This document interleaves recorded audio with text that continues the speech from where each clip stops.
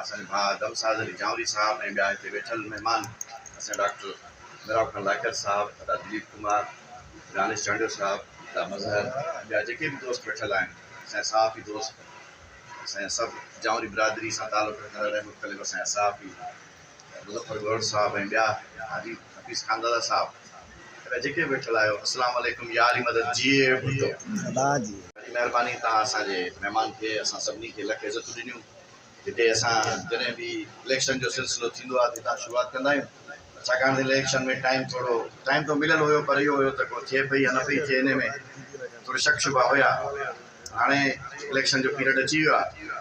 तव्हांजूं ख़िदमतूं असां सभिनी ख़िदमतूं हिन पार्टी लाइ आहिनि, सभई पार्टी लाइ कयूं पिया ऐं पार्टी खे ई वधाइणु चाहियूं था।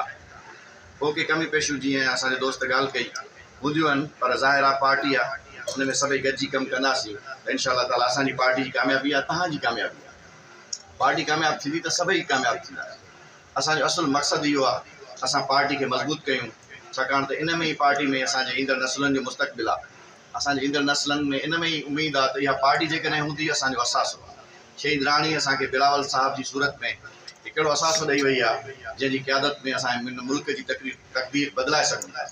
त पोइ अचो गॾिजी 15 जनवरी ते इलेक्शन थींदी इंशाअल्लाह, त पोइ तीर ते ठपो हणी ऐं जिथे जिथे जंहिं वार्ड में या जंहिं यूनियन काउंसिल सां तालुक़ रखूं था उते जिथे बि हुजूं ऐं पीपल्स पार्टी खे ई कामयाबु कयूं। हिन में तव्हांजी असांजी कामयाबी आहे। जिए भुट्टो।